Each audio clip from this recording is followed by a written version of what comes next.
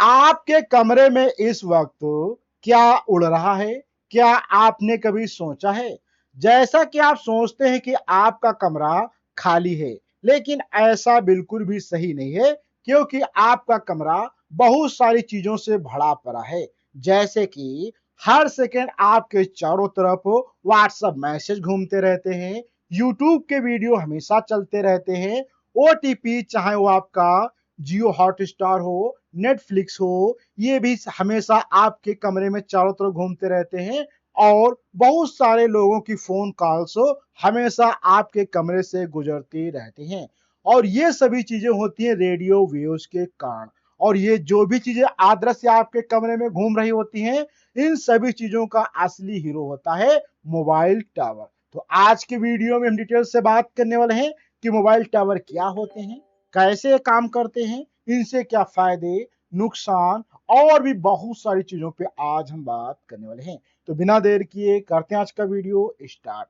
तो सबसे पहले बात करते हैं कि जैसे ही हम अपने मोबाइल को ऑन करते हैं तो ये तुरंत मोबाइल जो होता है टावर से कनेक्ट नहीं होता है, अर्थात ये तुरंत सिग्नल नहीं पकड़ता है। तो आपने भी देखा होगा मोबाइल को जब ऑन करते हैं तो कुछ समय के बाद उसमें नेटवर्क आते हैं, क्योंकि जैसे ही मोबाइल को ऑन किया जाता है तो मोबाइल हवा में सिग्नल भेजना चालू करता है और कहता है कि क्या यहाँ पर कोई है, अर्थात ये पूछता है कि क्या कोई टावर हमारे आसपास है। और जैसे ही कुछ ही सेकंड में फोन सबसे मजबूत नेटवर्क से और सबसे कम व्यस्त से चुन लेता, अर्थात तो कुछ ही समय के अंदर जैसे मान लो मोबाइल यहाँ पे ऑन किया गया तो बहुत सारे सिग्नल को चारों तरफ अपने भेजता है और पूछता है क्या हमारे आसपास कोई है। और जैसे इसके आसपास कोई नेटवर्क मिलता है, टावर मिलता है, और जो सबसे कम व्यस्त टावर होता है उससे जो होता है हमारा मोबाइल कनेक्ट हो जाता है। इस प्रकार से सिग्नल स्ट्रेंथ जहां पे अच्छी होती है उससे हमारा मोबाइल कनेक्ट हो जाता है, और टावर की कैपेसिटी जितनी जिसकी कम होती है उसी के साथ कनेक्ट होता है और ये स्थिर हो जाता है। अब थोड़ा सा आगे बात करते हैं कि सिम कार्ड एक्चुअल में होता क्या है, मोबाइल के अंदर सिम कार्ड डालना इतना इंपॉर्टेंट क्यों होता है। देखो अगर हम सिम कार्ड की बात करें तो जैसे कि हमारे पास एक आईडी होती है जिसको हम लोग आधार कार्ड कहते हैं। आधार कार्ड से मालूम होता है कि आप किस राज्य के, किस गांव के, कहाँ पे के रहने वाले हैं, आपका नाम क्या है, आपकी जन्म तिथि क्या है, आपके फादर कौन है, अर्थात आपकी पूरी आईडी अर्थात आपकी पूरी लोकेशन आपके विषय में मालूम हो जाती है। उसी प्रकार से मोबाइल का सिम भी होता है। सिम कार्ड सिर्फ एक नंबर नहीं होता जैसा कि आप सोचते हैं, यह एक हाई सिक्योरिटी चिप होती है। सिम कार्ड को अगर आप लोग सोचते हैं बस सिम का जैसे मोबाइल नंबर होता है, बस यही काम नहीं करता है। सिम जो होता है एक बहुत ही हाई सिक्योरिटी वाली चिप होती है। नेटवर्क और सिम के बीच एक गुप्त बातचीत हमेशा चलती रहती है और पहचान पक्की होने के बाद ही नेटवर्क जो होता है एक्सेस मिलता है। और ऐसा नहीं कि आप सिम डालते ही एक्सेस मिलेगा, पहले सिम डालेंगे, मोबाइल को ऑन करेंगे, फिर जो है नेटवर्क जैसे कोई टावर आसपास में है उनसे रिक्वेस्ट भेजेगा, सिम जो है इंक्रिप्शन होगा था इनके बीच में आसपास की कुछ बात होंगी सिम और वहां के टावर के बीच में, फिर यहाँ पे एक्सेस ग्रांटेड था, फिर इनको जो होता है एक्सेस मिल जाएगा। तो सिम कार्ड बहुत ही ज्यादा इंपॉर्टेंट होता है। अब बात करते हैं आपकी आवाज का डेटा में बदलना, अर्थात जो लोग हम बोलते हैं वो डायरेक्ट ऐसे ही नहीं जाता है। जैसे कि हम यहाँ पे बोल रहे हैं, हमारी साउंड जो होती है यहाँ पे एक प्रकार से साउंड वेव निकल रहा है। अब ये साउंड वेव जो होती है एक प्रकार से क्या मैकेनिकल वेव है, कैसी है, मैकेनिकल वेव, क्योंकि हमारी वोकल कार्ड यहाँ पे कंपन कर रही है जिस कारण से यहाँ पे मैकेनिकल वेव निकल रही है। जैसे कि यहाँ पे मान लो ये अगर कोई ये माउथ होता है यहाँ से तो ये मैकेनिकल वेव यहाँ से निकलती है, जो कि हम फोन में बोलते हैं। तो यहाँ पे एक जो चिप बहुत ही मजबूत लगी होती है, ये चिप क्या करती है, आवाज को जो हमारी थी उसको सुनकर इनको इलेक्ट्रिकल सिग्नल के अंदर कन्वर्ट करती है। और इलेक्ट्रिकल सिग्नल कैसे होते हैं, 010101 इस प्रकार से में बदल देती है। अब मोबाइल नेटवर्क इंसानी भाषा को तो समझता नहीं है, क्योंकि जो मोबाइल के टावर्स होते हैं वो इन भाषा को, हमारी भाषा को समझते नहीं।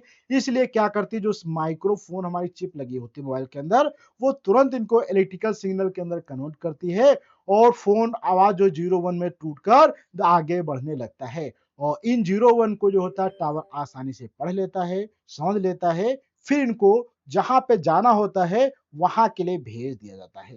तो सबसे पहले हमारी आवाज जो होती है वो 0-1 अर्थात तो एनालॉग सिग्नल जो हमारे होते हैं उनको डिजिटल सिग्नल के अंदर कन्वर्ट किया जाता है। अब बात करते हैं मोबाइल टावर के अंदर एक्चुअल में होता क्या है, क्योंकि टावर अगर हम पढ़ रहे हैं तो टावर के विषय में जानना काफी जरूरी है। तो देखो टावर में होता क्या है, इसके अंदर कई पार्ट होते हैं, या सिर्फ एक लोहे का ढांचा नहीं होता है, बल्कि एक शक्तिशाली मिनी डेटा सेंटर होता है। डेटा सेंटर का मतलब जहां पे बातचीत हम लोग करते हैं, फोन करते हैं, उनकी प्रोसेसिंग होके एक स्थान से दूसरे स्थान पर भेज जाते हैं, ये सब डेटा सेंटर का काम होता है। तो ऊपर लगे एंटीना हजारों फोनों से बात करते हैं। यहाँ पे जो ऊपर बहुत सारे आपने देखे होंगे एंटीने लगे होते हैं, ये सेक्टर एंटीना जो होते हैं, ये हजारों फोनों से लगातार बातचीत करते रहते हैं, उनकी आवाज को सुनते हैं, दूसरे के पास भेजते हैं, वहां की आवाज को लाते हैं, फिर उधर भेजते हैं। अर्थात ये हमेशा यहाँ पे इस प्रकार से सिग्नल का लेन देन लगा रहता है।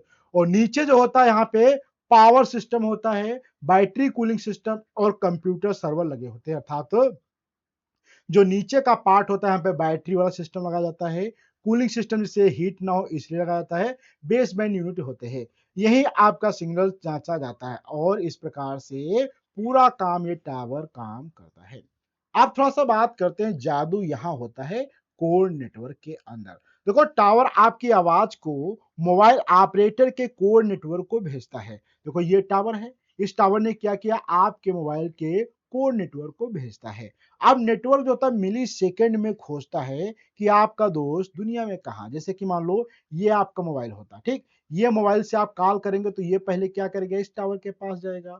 ये टावर तुरंत मिली सेकेंड में सोचेगा कि ये दोस्त आपका कहाँ पे है जिसको आपने कॉल किया है, क्योंकि आपने जो भी यहाँ पे नंबर डायल करेंगे वो हर एक नंबर यूनिक होता है और वो कुछ किस लोकेशन में होता है ये तुरंत टावर डिटेक्ट करता है और वहां के लिए सिग्नल को उसको ट्रांसमिट कर देता है और आवाज उसके नजदीकी टावर पर भेज जाती है और सफर हजारों किलोमीटर का, लेकिन समय यहाँ पे 1 सेकंड से भी कम लगता है। अर्थात तुरंत यहाँ से वो वॉइस वहां जाती है इस टावर के पास और ये टावर पास के मोबाइल के अंदर भेज देता है। जैसे कि मान लो ए व्यक्ति था और ये व्यक्ति बी था, तो यहाँ से इस टावर पे जाएगा, इस टावर से इस टावर पे जाएगा और इस टावर से यहाँ पे जाएगा। तो इस प्रकार से बहुत ही फास्ट ये प्रोसेस हो जाती है। अब थोड़ा सा बात करते हैं कि टावर खुद इंटरनेट कैसे जुड़ा होता है, था तो इंटरनेट से खुद कैसे जुड़ा होता है। देखो मोबाइल नेटवर्क हवा में तो चलते हैं, लेकिन इसका बेस जो होता है जमीन के नीचे होता है। जैसे कि यहाँ पे आप देखेंगे मोबाइल नेटवर्क तो हमारे वायरलेस होते हैं, लेकिन ये टावर जो होते हैं ये एक्चुअल में बेस तथा जमीन के नीचे वायरों से जोड़े जाते हैं। दुनिया के ज्यादातर टावर जो होते हैं वो फाइबर ऑप्टिक्स केबल से जुड़े होते हैं। इन केबल्स में डेटा बिजली की तरह नहीं बल्कि प्रकाश की लाइट की तरीके से चलती है। अर्थात तो जैसे कि मान लो ये टावर यहाँ पे है, इस टावर में क्या हुआ, यहाँ पे टावर में कोई मान लिया अगर सिग्नल आता है तो ये तुरंत यहाँ पे जो होता है ये फाइबर ऑप्टिक्स के जरिए दूसरे स्थानों पर भेज दिए जाते हैं। तो यहाँ पे आप समझ सकते हैं जो हमारा कापर वगैरह के तार होते हैं उनमें तो बिजली गुजरती है, लेकिन फाइबर ऑप्टिक्स होते हैं यहाँ पे प्रकाश की लाइट से यहाँ पे सिग्नल को ट्रांसमिट किया जाता है। अब बात करते हैं लिफ्ट में नेटवर्क क्यों गायब हो जाते हैं। आपने भी ये काफी बार समस्या फेस किया होगा। तो देखो रेडियो वेव्स को यात्रा करने के लिए एक साफ और बढ़िया रास्ता होना चाहिए। जैसे कि मान लो ये टावर यहाँ पे लगा हुआ है, अब ये टावर यहाँ से सिग्नल को इमिट कर रहा है चारों दिशाओं में, तो इसके लिए अगर बीच में कोई मोटी दीवार आ जाए, जैसे कि मान लो दीवार आ जाती है, चाहे कंक्रीट की हो या लोहे की हो, कोई भी चीज आती है तो ये सिग्नल को ट्रांसमिट होने में काफी समस्या होती है या इनको ये ट्रांसमिट था इनको पार करके गुजर नहीं पाते हैं। इसी वजह से बेसमेंट के नीचे या लिफ्ट में सिग्नल टूट जाते हैं, क्योंकि वहां पे सिग्नल ये अच्छे से पहुंच नहीं पाते हैं। तो चाहे वो कांच की बात किया जाए, चाहे ईंट की बात किया जाए या कंक्रीट या लोहे की बात किया जाए, इनके अंदर सिग्नल बहुत ही कम पहुंचते हैं। जिनमें से कांच में बहुत कम, ईंट में उससे भी कम और लोहे और कंक्रीट में तो बिल्कुल भी सिग्नल नहीं जाते हैं। अब थोड़ा सा आगे बात करते हैं, फुल सिग्नल पर भी इंटरनेट स्लो क्यों हो जाता है। आपने देखा होगा कि सिग्नल तो फुल पकड़ रहा होता है, लेकिन आपकी जो इंटरनेट की स्पीड होती है वो काफी स्लो हो जाती है। इसका कारण क्या होता है, इस पे बात करें तो सिग्नल स्ट्रेंथ जो होता है और नेटवर्क कैपेसिटी अलग चीजें होती हैं। देखो सिग्नल की स्ट्रेंथ जो होती है वो एक अलग चीज होती है और नेटवर्क की कैपेसिटी अलग होती है। जब एक सड़क पर क्षमता से ज्यादा गाड़ियां आ जाए तो ट्रैफिक जाम हो जाता है। जैसे कि मान लो बहुत सारी गाड़ियां अगर एक जगह पे आ जाएंगी तो ट्रैफिक हो जाएगा। वहीं पे स्टेडियम या रेलवे स्टेशन पर टावर का सिग्नल फुल होता है, लेकिन बैंडविड्थ हजारों लोगों में बांट जाती है। देखो सिग्नल क्या होता है तो फुल आ रहे होते हैं, लेकिन बैंडविड्थ जो होती है वो काफी चीजों में बढ़ जाती है, जिस कारण से सिग्नल तो फुल आने पर लेकिन आपको स्पीड कम देखने को मिलती है। अब बात करते हैं नेटवर्क का विकास कैसे हुआ। 2G से 4G तक की बात करते हैं। देखो 2G जो था वो केवल कम्युनिकेशन का दौर था, जहां पे केवल हम लोग कॉल कर सकते थे और मैसेज ही भेज सकते थे, ये 2G के अंदर होता था।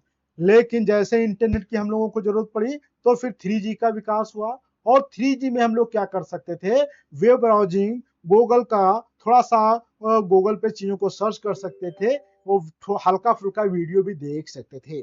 फिर इसके बाद आया स्ट्रीमिंग रिवॉल्यूशन, अर्थात 4G जैसे ही आता है तो यहाँ पे स्ट्रीमिंग होने लगा था, तो आप डायरेक्ट यूट्यूब पर वीडियो देख सकते हैं, इस प्रकार से चलने लगा। मुख्य रूप से इंसानों के लिए ही इसे बनाया गया था। अब थोड़ा सा बात करते हैं, 5G सिर्फ इंसानों के लिए नहीं बनाया गया, अर्थात जैसा कि आप सभी सोचते हैं कि 5G तो आ गया, लेकिन 5G इंसानों के लिए नहीं बनाया गया था। 5G जो था ये इंसानों के बजाय मशीनों के लिए बनाया गया। मशीनें, क्योंकि मशीनों के बीच में सिग्नल का ट्रांसमिशन बहुत ही फास्ट होना चाहिए, क्योंकि जैसे कि मान लो स्मार्ट सिटी जो होती हैं, जहां पे सेल्फ ड्राइविंग कार्स होती हैं, था तो अपने आप कारें चलती हैं, रोबोट्स को तुरंत सिग्नल मिलने चाहिए। लेकिन अगर एक भी सेकंड का सिग्नल अगर स्लो हो जाए तो तुरंत एक्सीडेंट हो सकता है, इसलिए 5G का आविष्कार किया गया, जिससे सिग्नल बहुत ही फास्ट ट्रांसमिट हो सके। वहीं पे इसके अंदर अल्ट्रा लो लेटेंसी होती है, अगर एक सेकंड की देर हुई तो एक्सीडेंट हो सकता है, इसलिए 5G का विकास किया गया, जिसमें बहुत ही कम लेटेंसी होनी चाहिए, अर्थात सिग्नल तुरंत तो एक स्थान से दूसरे स्थान पे जाना चाहिए। अब बात करते हैं आपका फोन किस नेटवर्क से जुड़ता है। ये बहुत ही इंपॉर्टेंट क्वेश्चन है। जैसे कि यहाँ पे मान लो हमारा फोन है, नेटवर्क यहाँ पे मान लो ये हमारा एक नेटवर्क है, ये हमारा दो नेटवर्क है, ये हमारा 3 नंबर का नेटवर्क है। तो नेटवर्क हमारा किससे जुड़ेगा, तो फोन हर सेकंड दर्जनों सिग्नल क्या करता है, सुनता रहता है, लेकिन वह सिर्फ उसी नेटवर्क से जुड़ता है जिसकी पहचान आपके सिम कार्ड में होती है। अर्थात मान लो आपने किसी को कॉल किया है, तो कॉल करते समय ये जाएगा तो बहुत सारे लोगों के मोबाइल के पास, लेकिन ये केवल उसी से कनेक्ट होगा जिसका नंबर आपने अपने मोबाइल में डाला होगा, लेकिन वह सिर्फ उसी नेटवर्क से जुड़ता है जिसमें वो नंबर का सिम कार्ड पड़ता है। मोबाइल नेटवर्क एक रेस की तरह है, जहां विजेता इलाके और यूजर्स के हिसाब से बदलता रहता है। आप थोड़ा सा बात करते हैं एयरपोर्ट मिलेट का, अर्थात एयर प्लेन मोड का असली रहस्य क्या होता है। देखो क्या फोन दुनिया से कट जाता है, क्योंकि जैसे ही आप एयरप्लेन मोड को ऑन करते हैं तो फ्लाइट मोड को या ऑन करते हैं तो उससे क्या होता है, तो असल में फोन अपने सभी वायरलेस रेडियो जो होते हैं नेटवर्क, चाहे वाईफाई हो या ब्लूटूथ हो, इनको क्या करता है, वो तुरंत बंद कर देता है। मोड बंद करते ही फोन वापस जागता है, स्कैन करता है और दोबारा जुड़ जाता था, तो जैसे ही ऑन करेंगे फिर से चीजों से कनेक्ट होने लगता है। अब बात करते हैं बिना सिम के इमरजेंसी कॉल कैसे पहुंच जाती है, अर्थात अगर आपके मोबाइल में सिम कार्ड नहीं भी पड़ा हो तो भी इमरजेंसी कॉल जा सकती है। इसके लिए तो सिम के बिना कॉल कैसे लग जाती है। देखो इमरजेंसी में नेटवर्क को पहचान से ज्यादा इंसानी जान को प्राथमिकता देता है। फोन किसी भी उपलब्ध टावर को खोजता है और नेटवर्क बिना पहचान पूछे अनुमति दे देता है। इस प्रकार से नॉर्मल कॉल्स के लिए आपको सिम की आवश्यकता पड़ती है, लेकिन यहाँ पे आपको इसमें कोई भी सिम की कॉल नहीं पड़ती है, ये तुरंत इमरजेंसी में ऑटोमेटिक कॉल को भेज देता है। तो अब बात करते हैं आधुनिक सभ्यता का आदर्श नर्वस सिस्टम क्या है। अगर सारे टावर बंद हो जाएं तो कॉल, यूपीआई और बैंकिंग जो होते हैं वो सेकंडों में ठप हो जाएंगे। मोबाइल नेटवर्क सिर्फ खंभे नहीं है, ये हमारी दुनिया का इनविजिबल नर्वस सिस्टम है। आपका स्मार्टफोन उतना स्मार्ट नहीं है जितना उसके पीछे यह असली विशाल जाल छिपा होता है। तो आज का वीडियो आपको कैसा लगा, इसके विषय में फीडबैक कमेंट बॉक्स में देना है। अच्छा लगा हो तो लाइक करें, अपने दोस्तों को शेयर करें। हम किसी नए टॉपिक के साथ में अगले वीडियो मिलते हैं, जब तक के लिए धन्यवाद।